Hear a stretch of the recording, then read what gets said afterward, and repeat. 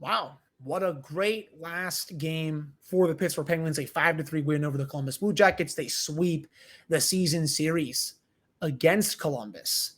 And that means a date with the New York Rangers next week in the first round of the Stanley Cup playoffs. As a team that I think we've been knowing that the Penguins were going to face in the playoffs for the last 2-3 months. It came down to the wire. Obviously, there was a chance that it could have been Penguins-Panthers, but it will be Penguins-Rangers. I have a full game recap episode coming up right after this drop. Going to get into Marcus Pettersson's amazing game of Evgeni Malkin playing much better, Sidney Crosby, Casey DeSmith, all of that, plus a little look ahead to the series against the Rangers coming up on this episode of the Locked On Penguins podcast.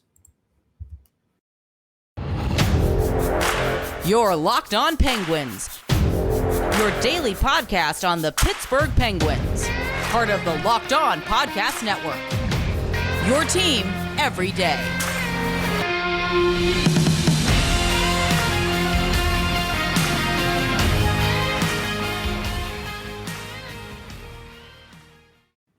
Hello, welcome back to another episode of the Locked On Penguins podcast. I am your host, Hunter Hodes. Remember to follow me on Twitter, Hunter Hodes. Follow the show's Twitter at @L_Penguins. And of course, thank you all so much for making this your first listen of the day. So the Pittsburgh Penguins, again, they defeat the Columbus Blue Jackets. They sweep the season series against Columbus, and they have now won 11 straight at home against the Blue Jackets dating back to December of 2015. And they've won 14 of their last 16 overall games against Columbus. I mean, this is a very one-sided rivalry, if you can even call that. But the Penguins tonight, I'm mostly fine with this performance. They came out with a house on fire. They were really pissed off, to say the least, coming off those two losses to Edmonton and Philadelphia, where they were flat out embarrassed, to say the least. They were outscored 9-2 in those games. These first 6 to 10 minutes tonight, they chased JF Berube. They got some depth scoring from players that had not scored in a long time, and they were able to play some mostly clean defense the rest of the way to secure this victory. This game was really never in doubt. I mean, especially going into the third period when it was 5-1, and even when Columbus made it 5-3 a little late in the third period, I'm like, there's just no way the Penguins are going to blow a 4-goal lead in the third period. I know the team's obviously not been playing well as of late, but I'm like, all right, really here? I don't think that was going to happen, to say the least. But, it all starts with Evgeni Malkin getting his 20th goal of the year. Shout out to Gino tonight. That's his 13th 20-plus goal season as a member of the Pittsburgh Penguins, and he only played in half a season, guys. For how far ahead, players like Danton Heinen and Evan Rodrigues were at the halfway point of the season, he outscored all of them and all these other depth players and still hit 20 goals. And, he didn't even play 2/3 of the season. So for those people saying that Gino stinks or he's not good at 5v5 or something, just stop. He may not be what he once was at 5v5, but he can still carry his own at even strength. And he's going to be, I think, a problem for the Rangers in this first round series. He was really galloping, I think, tonight. Probably one of his better games of the season, I think, in my opinion. Heck, he put the dangles on almost the entire Blue Jackets team in the second period. It was on the power play. Penguins weren't really playing on the PP, but Brian Rust threads this beautiful pass to Gino, who's coming in streaking, and Merzlikins just makes one hell of a save on Malkin and just, flashes the lever going over the top. I mean, that had top cheese written all over it. But Merzlikins was able to make that save. That would have been 21 for Gino there. So he finishes his season, 20 goals, over 40 points, over an 82-game season. That's a 40-goal pace, 80-plus point pace. Still pretty good, if you're asking me. So great game from him. I want to see more of that from Malkin in the playoffs, to say the least. Also, Marcus Pettersson. He gets on the score sheet for the first time since October. I know the Penguins defensemen have not been good at scoring this year outside of Chris Letang and Mike Matheson. They are by far and away the best offensive defensemen on the scene. Chris Letang is obviously a bit further ahead than Mike Matheson, even though he's pretty good too. But outside of that, the Penguins have not gotten a lot of offense from their blue line. It's definitely been a problem, I think, a lot of the times. I mean, Marino, he hasn't scored also since October. I don't even remember the last time Brian Dumoulin scored a goal. Chad Ruedel, he has 4 goals. He's maybe heated up a little bit, but he still only has 4 goals. But again, outside of Matheson and Letang, there's really been not much there for the Penguins defensemen in terms of scoring. So I will gladly take offense from another defenseman other than those two any day of the week. I'm glad it came from Pettersson. That was a nice shot to extend the Penguins lead. And then Evan Rodrigues. Yes, in this economy, Evan Rodrigues gets onto the score sheet. He gets his 19th goal of the year. And honestly, this was the most I think I've noticed Rodrigues in 6 to 8 weeks. This was a really stellar performance, I thought, from him. He was all over the ice, shooting the puck at will. This was the first half level Erod that I think you all saw tonight. I really, he honestly could have had a hat trick with some of the chances that he had. One of them, I think, at the crossbar. A couple other ones were some nice saves from Berube and then Merzlikins. If he can play at this level in the playoffs, and I understand that is a big if right now for the Penguins because he has disappeared, a lot down the stretch here. He's probably better than any of the Rangers' bottom six forwards. At least when he's playing at first half level Erod. Second half level Erod, there are forwards down there who are better than him, but the way he was playing tonight, really enjoyed that. And hopefully that's a confidence booster. Again, talk about someone who badly needed a goal to go his way. He's been, just not been scoring. The bounces have not been also going his way for anything, even playmaking, goal scoring, defensively. The fact that he got one tonight, who knows if the floodgates do open, but if they do, circle this game for, if he starts playing well in the playoffs. I really liked his game. That's for sure. Casey DeSmith, I also thought he played well. I will say this, excuse me. The first goal, I'll pin on him a little bit. He paid a nice little homage to Marc-Andre Fleury on that goal. Came out of the net for no reason. The defenseman was back. I believe it was Brian Dumoulin. He's back there, and he turns the puck over. He's able to get back in his net, set himself up, but he still lets the puck squeak past him, and then Columbus is able to score to make it 3-1 at the time. And the second period, in other situations, he needs to just let the defenseman, obviously that's Dumoulin at the time, he needs to let Dumoulin just play that puck. I don't want to see that in the playoffs. I don't need to get scared about the ghost of Marc-Andre Fleury coming into the net. And, from game 4, 2014 against the Islanders, where he turns the puck over and then Brandon Dubinsky scores, wide open net with like 30 seconds left. The Penguins would have had a 3-1 lead in that series. I know they ended up winning the series overall, but, I still want a goalie that can, usually play the puck. Also I'll say this. I don't want the ghost of Tristan Jarry coming back after what we saw last year against the New York Islanders. That was just, obviously brutal. And I don't want to bring that up if I can help it. Say at least, the other two goals, not really going to blame him too much. He made a couple of really big saves, especially when it was 5-3. Columbus had a couple of big chances after that. Jacob Voracek, I think, had one of them. He now has 25 goals against the Penguins since entering the league in 2009. He's, of players that have played the Penguins since that time, he's second with the most amount of goals against Pittsburgh. Alex Ovechkin is the only one above Voracek with 31 goals. That stat comes courtesy of Bob Grove. I saw that on Twitter, so I figured I would share that here with you all. All in all, though, you look at the underlying numbers at 5v5, 54% of the shot attempts for the Penguins at even strength, 54% of the scoring chances, 63% of the high danger chances, 57% of the expected goals for. They outscored the Jackets 5-1 at 5v5. That's most important. I know they had a couple of power play goals. I mean, they're basically garbage time goals. The penalty kill probably needs to do a little bit better. Right there. There's been some failed clearing attempts that I did not like. I'm going to touch on that a little later on in the show.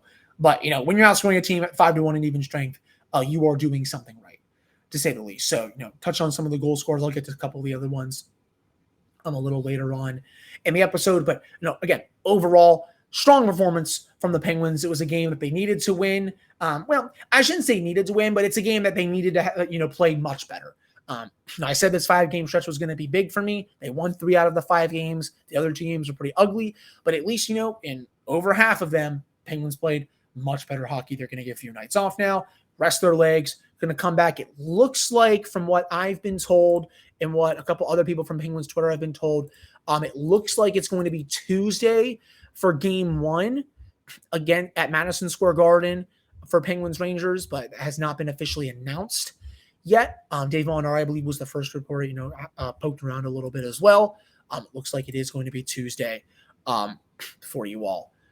So just figured I would leave you all with that update coming up here in the next segment. Now, before we get to the next segment. We're going to touch on the penalty kill and a couple other things. Summer is coming, and with summer, you're going to need some food on the go.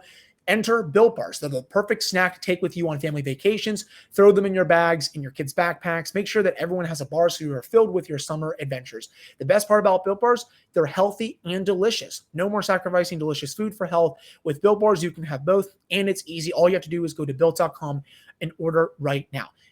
All Built Bars and Puffs are covered in 100% real chocolate. That means that with Built Bar, you can eat healthy and actually enjoy eating it. Most Built Bars contain 130 calories, 4 grams of sugar, and 4 grams of net carbs, and 17 grams of protein. You can go to Built.com, use promo code LOCKED15 and get 15% off your order. That's promo code LOCKED15 for 15% off at Built.com. All right. We're back here on this episode of the Locked On Penguins podcast. I am your host, Hunter Hodes. Remember to follow me on Twitter at Hunter Hodes. Follow the show's Twitter at LO_Penguins. So, let's get into some talk about the penalty kill tonight. Things I liked, the first 3 penalty kills at least, they were getting their clears right. But then the last 2, too many instances for me that the Penguins, 2 to 3 to 4 attempts, they're not getting out of the zone.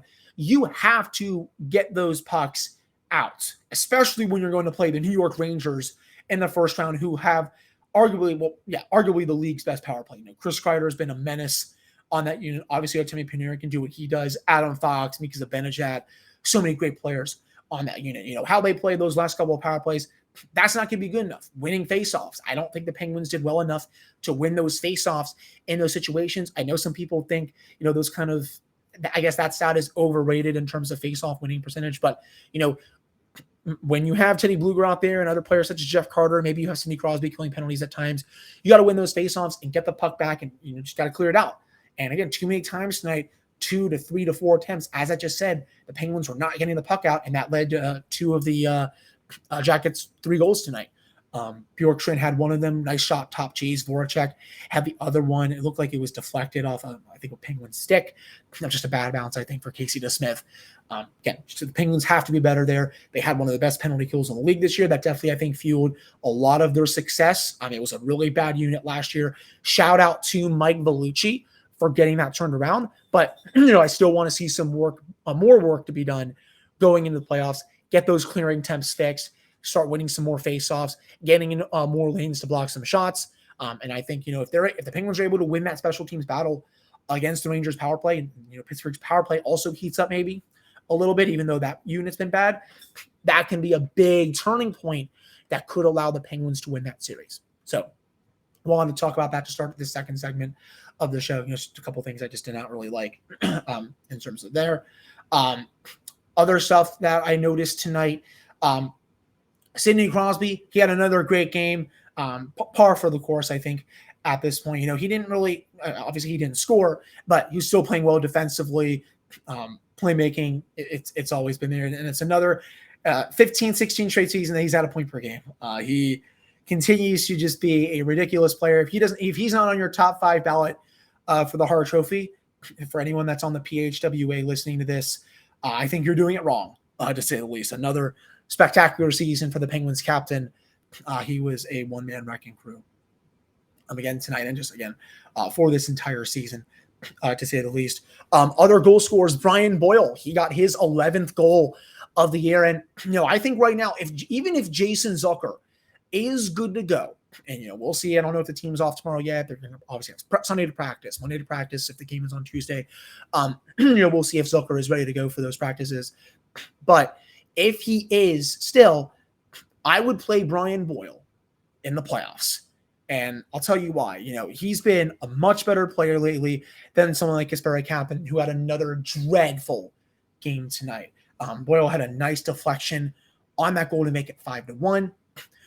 His 200-foot game has never been better, at least right now. I know some are definitely concerned about his foot speed. And, I still am. Don't get me wrong. But, I also was thinking for a while that this team is still better when Kapanen is in the lineup, just because he's more of a threat offensively. It hasn't been that way lately. That's for sure. And tonight, Kapanen just had another terrible game. It was 5-2 late in the third period. The game's basically over. And, they probably should have been a call on the Jackets player that I think it was a trip or hooked him. And then Kapanen comes back 5 seconds later, hooks that same Jackets player. They score on that power play. And it's like, you can't be making those mistakes in the playoffs. Sorry. I mean, you can't.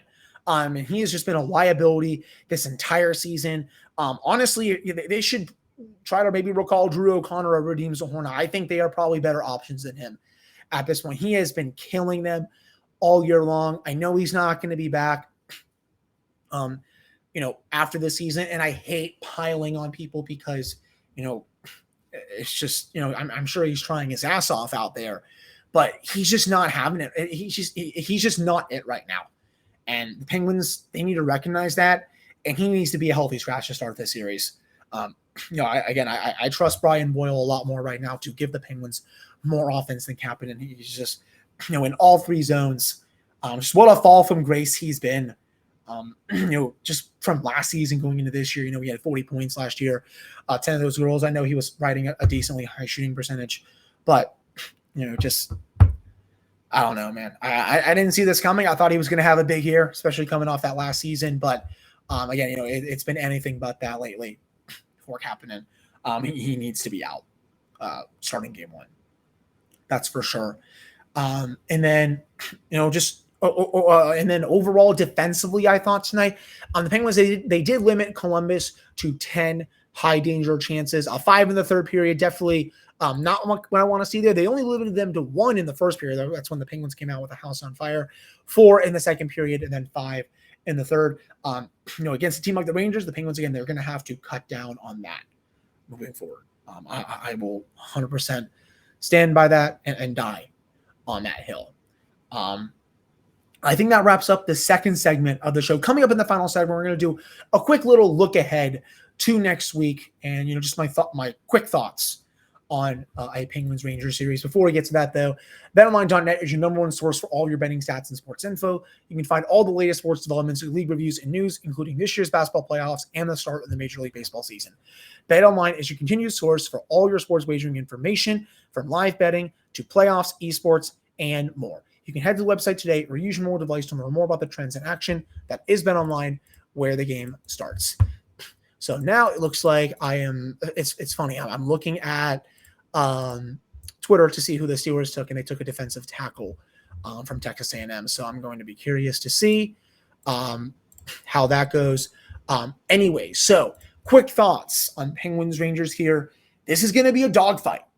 I've been saying that all year. Obviously, right now, how I'm feeling, probably would take the Rangers in a series just because the Penguins have not been playing well these last 2 to 3 weeks. But let me stress this for you all. If the Penguins can come out and play at the level that they played from November to March, going into April, when that was obviously when it was bad, the Penguins can take the Rangers. I would 100% believe and stand by that. Now, if the Penguins come out and they play the way they've been playing the last 2 to 3 weeks, and they get burned on the rush and in transition and all that, they will lose in either a sweep or in 5 games. It will be a very short series, especially going up against a goaltender who is in their heads.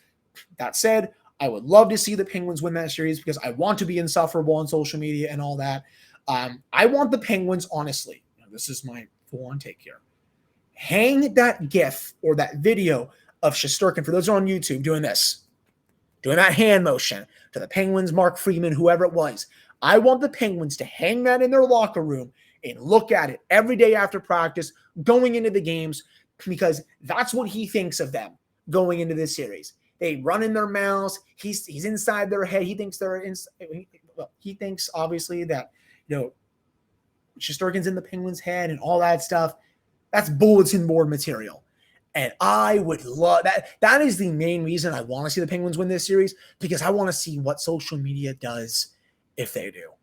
Again, I will be 100% insufferable if the Penguins do win that, just because of that GIF, to say the least. But it's going to be electric. Obviously, again, the special teams going to play a huge part in this series, slowing down the Rangers power play. Can the Penguins power play come out of its really bad funk? It's like a 2 for 30 funk right now. 5v5. Can the Penguins stop these self-inflicted wounds against the Rangers? In those 4 games this year, the Penguins got burned in transition on the rush and had a lot of these, these unenforced errors that didn't happen in the first matchup, but the Rangers adjusted and they won the last 3 games because the Penguins, they couldn't adjust to what the Rangers were doing. Now, Mike Sullivan will have a full season's worth of tape to go over to adjust to what the Rangers did in those 3 games. I'm really curious to see what Mike Sullivan decides to do tactics-wise against Gerard Gallant's team. Honestly, it wouldn't be the worst thing in the world for the Penguins to play, excuse me, I guess low event hockey, if that's, the word to use. And I know that's not good for, I guess, a fan's perspective or even casual fans' perspective, but that might be the Penguins' best way to winning this series. You're not going to win a lot of 5-4 games against the Rangers. They're going to be 2-1. They're going to be 3-2, maybe even 1-0 for what we saw in the first game. But the Penguins, they've had experience winning those games, for a lot of this season. I know in the month of April, they didn't have experience winning those games, but, we'll see. Can the Penguins take what is there? And they're not trying to be like the Harlem Globetrotters and just, they're getting traffic in front of Shesterkin. I think that's probably going to be the biggest key in this series. Fire the puck on net. Don't look for the perfect play to beat this guy.